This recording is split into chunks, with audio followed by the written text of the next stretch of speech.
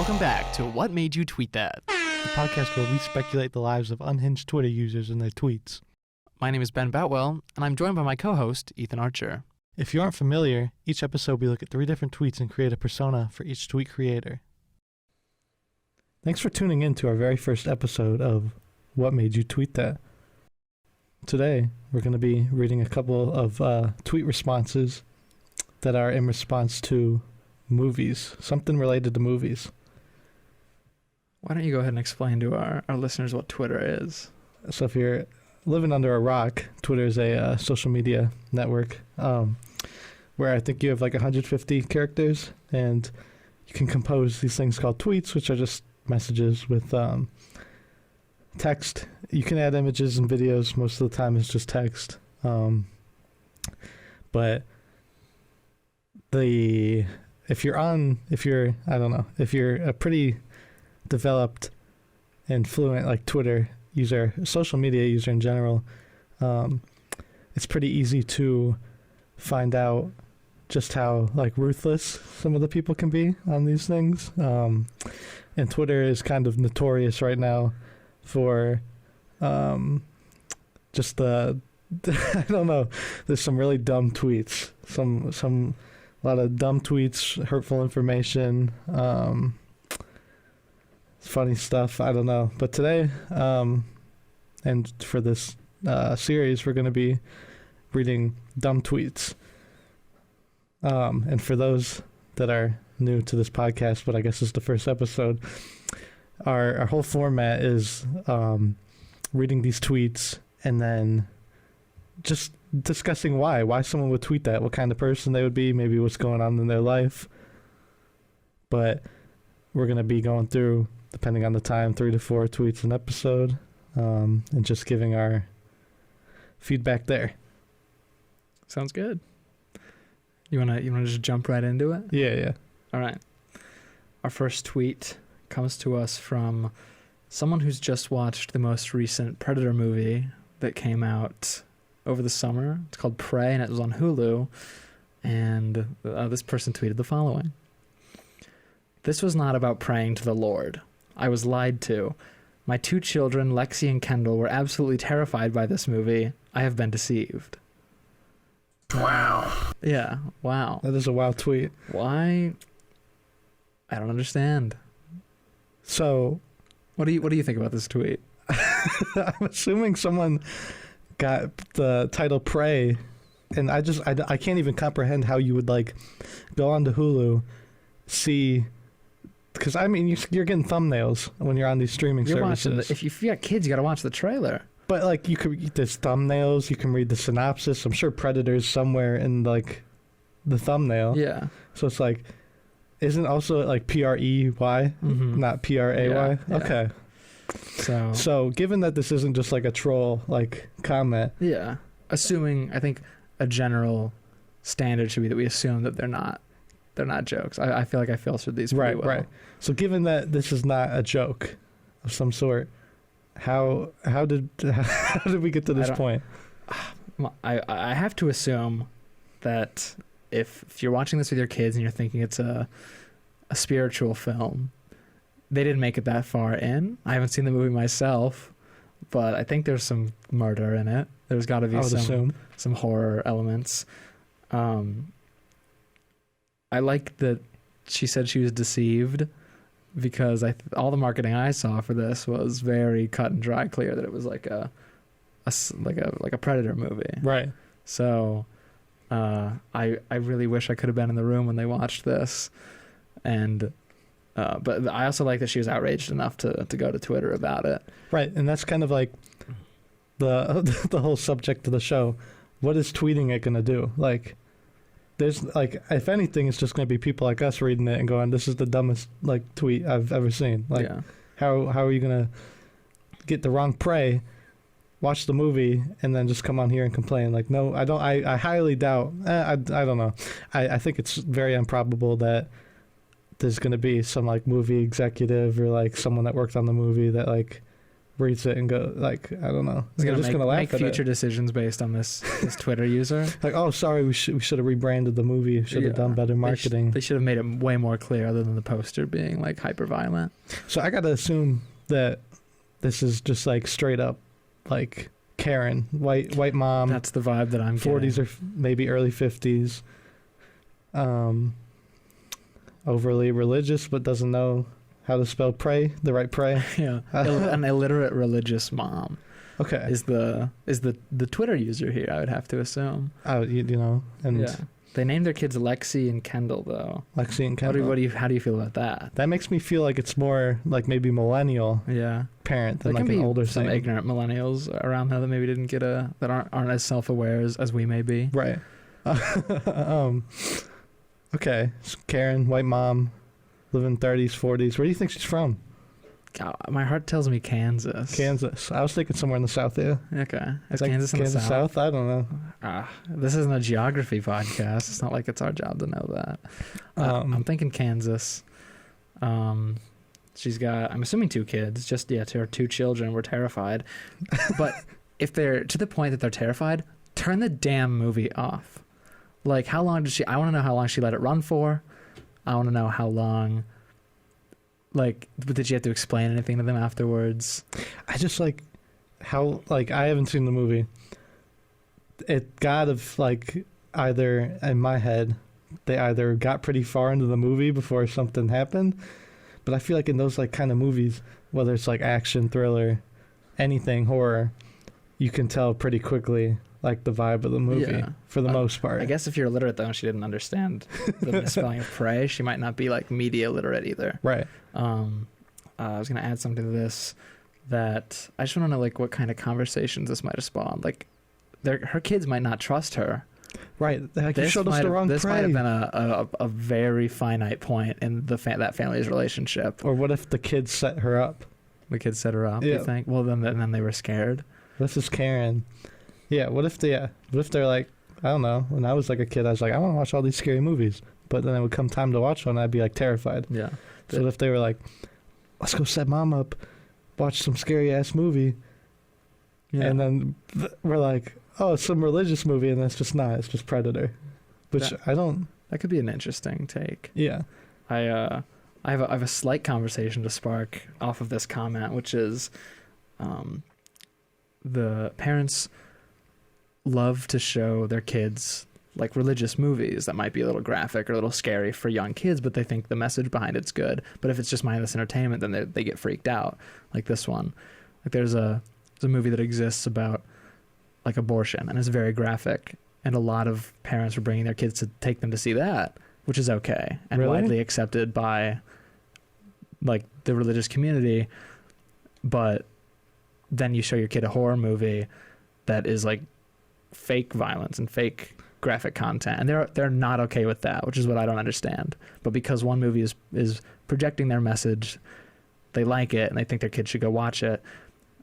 And if it's not, it's just mindless entertainment, then they're against it. I feel like that's, not to stay on this topic too long, but I feel like that's like kind of like the more heavy into like religion, probably, you know, very moderately or very right leaning. Mm-hmm. I don't think like, I don't know, it could happen, but I feel like the average like, you know, person involved with religion and stuff isn't gonna like do that and like be that's like, fair. let's go watch a movie about abortion, but not a horror movie.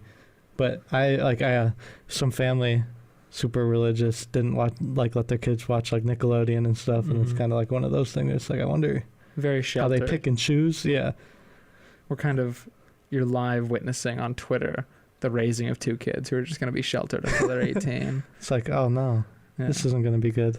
This is just modern parenting. That's very scary. I think we've reached the end of this discussion. What do you have for us? Okay, so I found this tweet.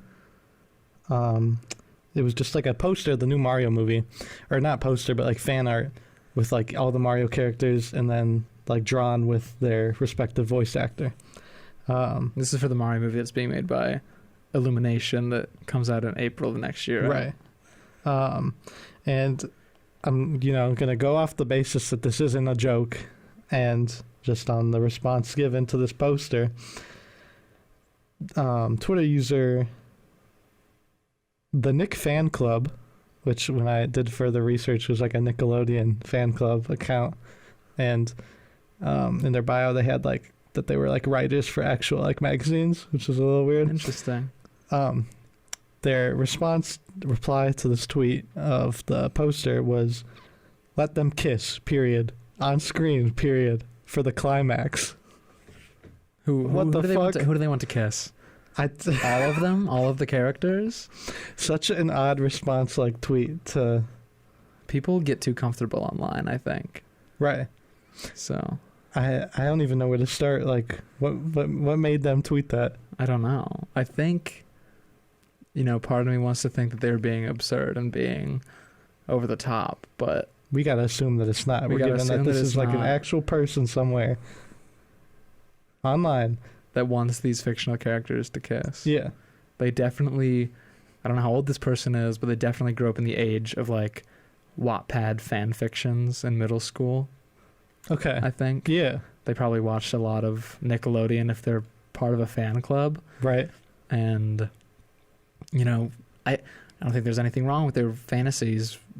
Them wanting their fantasies to be carried out, but maybe posting that online should be illegal. Right. So let's describe this person. What do you? So I'm imagining like, I don't know. In my head, dude, late 20s, early 30s, still living with his parents. Yeah. Say they're from. So you're thinking this is a guy. I'm thinking this is a guy. My first instinct was a girl. Okay. And I guess we could dive into that, but that's kind of irrelevant to this. Yeah. Let's go down your rabbit hole. It's a guy. Chronically online. Always online. Usually, I don't know, a lot of these Twitter users are online all the time. Most of... If anyone actually tweets on Twitter, you're kind of unhinged in your own right. Right. So I'm gonna say, this guy's from Ohio. Let's say just average state, guy from Ohio. Average guy from Ohio, late 20s, early 30s, living in his parents' basement. Okay. Probably doesn't have a significant other partner. Yeah. Maybe a little incel like behavior. If I'm unfamiliar with that word, what does that mean? So that's like people that are like, I don't know the like term, but they're like, it's like voluntary something, but they're like, oh, the girls will never like me, blah, blah, blah. I hate women because blah, blah. They're just kind of like weirdos, yeah.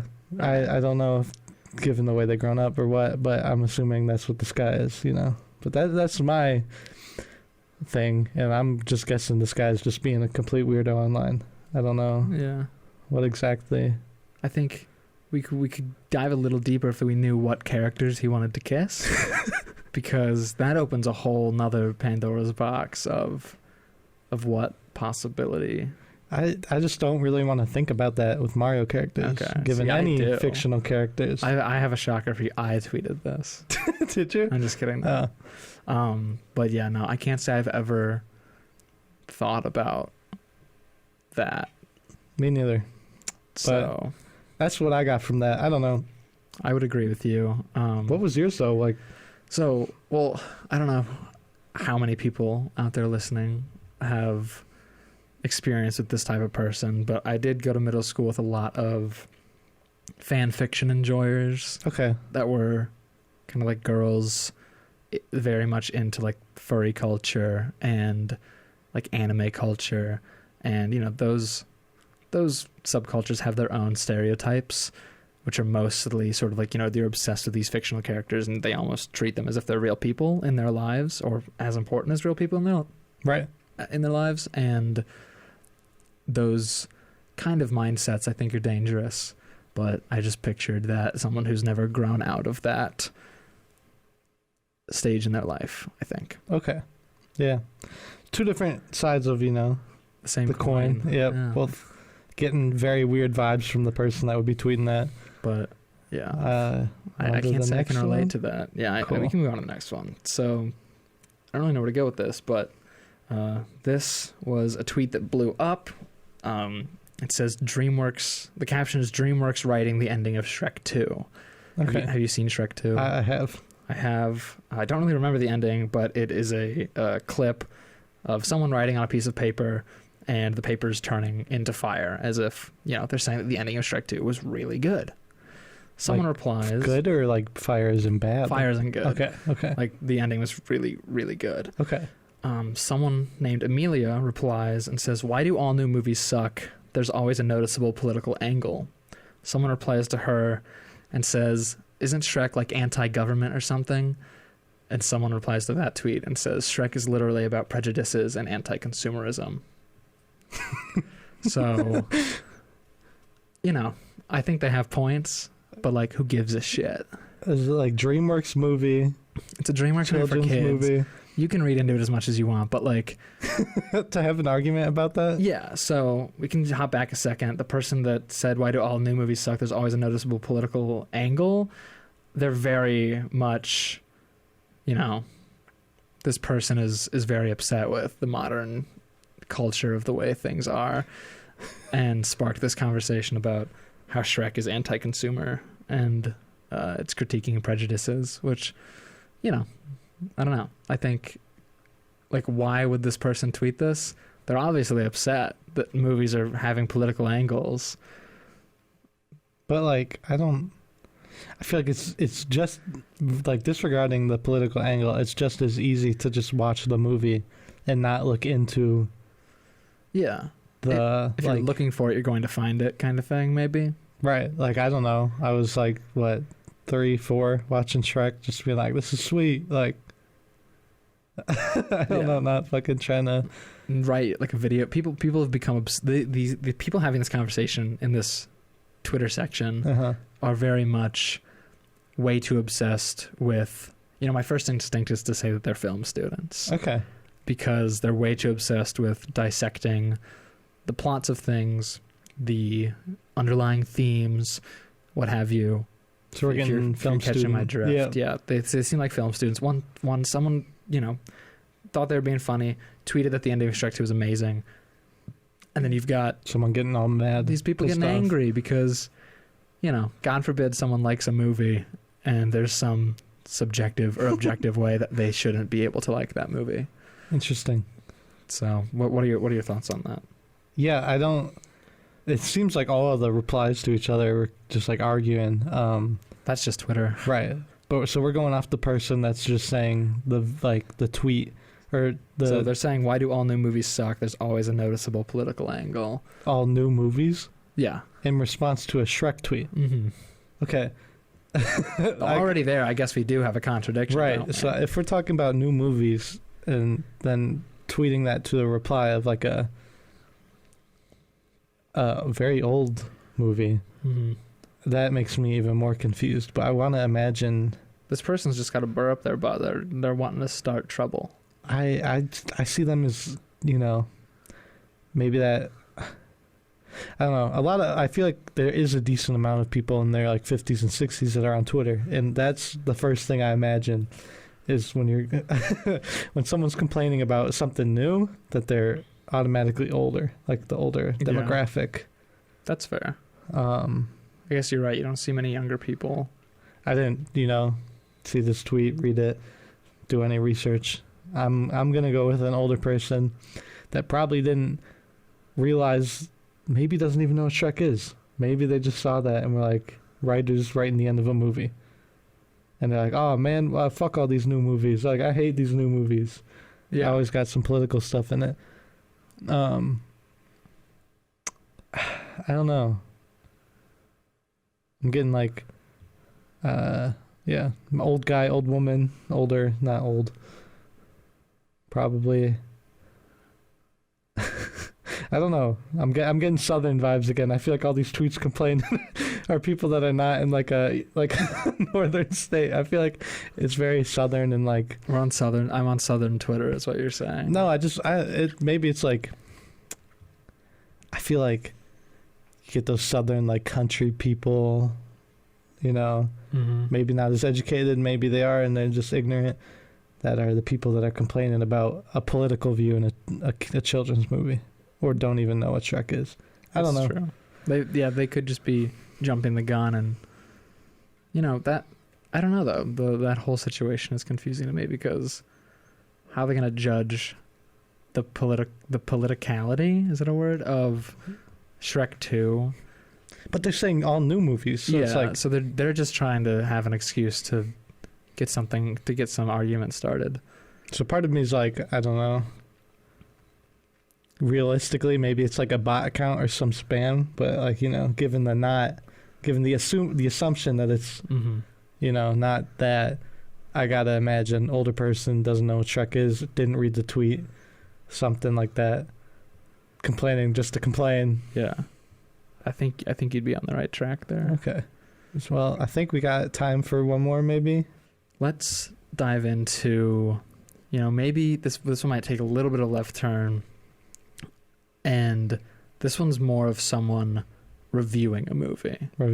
So this person saw Don't Worry Darling, a recent release directed by Olivia Wilde, starring Harry Styles and Florence Pugh. This person gave Don't Worry Darling a 2 out of 5. And like said, in their tweet? In their tweet. Okay. They rated it a 2 out of 5.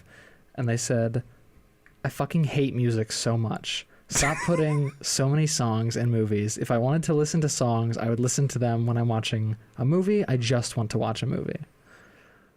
I agree with this person, is the worst part. Really? This movie, the first 30 minutes of this movie, had nonstop whiplash on throwing in licensed music. Yeah, I guess. Okay. Every other scene. To an extent, when it's overdone like that, like... For those who haven't seen it, I'm not going to say anything, but like I agree. The whole movie is just full of licensed music. Yes and no on the, like, I don't know. I feel like licensed music in movies is fine, but when it's that good. Overdone. It was overdone. I can understand that. If I were to ponder the question, what made them tweet this? A bad fucking movie. I did not like Don't Worry Darling. That's my 2 cents. But I do agree with this person there. That there was too much licensed music, not enough like original score. Yeah, it wasn't noticeable enough for me. Right. At least that, I think the music can completely change the tone of scenes, and in this case, this person was onto something with you throw too much at the wall, see what sticks. Like most of it's not going to. So what are we getting from this person? This, I have someone to our age, assume maybe. This was someone our age. The demographic for this movie was very much older Gen Z, so overall younger person. And there was hype around this movie, and then it came out and it wasn't that good. I have to assume they were just overly disappointed, and this just happened to be the one thing that stood out to them. Right. It's very interesting. It's kind of funny. Just given the response to the tweet. Do you want me to read it one more time? No, sure. I mean, it's kind of funny. Yeah, go ahead and read it. Oh, wait, your response to the tweet, you mean? What? You keep going with whatever you were talking about. I was just saying it's really funny that, you're gonna... I mean, it's Twitter. You're only, given so many letter count. Word count. Character count. But it's really funny to just be like, fuck this movie, I hate the music. It's a bad movie, I agree. And won't go into details here, but it's like, given that, I'm like, okay, this is a younger person tweeting this. I feel like a lot of people in the younger demographic take something as bad or tragic or not good, and they'll try and make it something slightly comedic or something, just to brighten the mood. I feel like, I don't know, when I'm hearing that, given the movie and the fact that, yes, there is music, but it's a movie, it's kind of funny to me that they're just like, I hate this movie because of the music. Wow. Yeah. I'd have to agree with that one. There. I think, I don't know. I agree with them. I think that's the best part of Twitter, is people wrapping up all of their daily thoughts into this limited word count, and that was just what stood out to them from that. So right. But yeah, that's all the time we've got for this episode. Thanks to Phil Beskid for letting us record in the WBGU radio station. Thanks to Ben for hosting, researching, and editing. Thanks to Ethan for hosting, researching, and editing. Special thanks to Nostalgics for totally allowing us to use their remix in the intro and outro.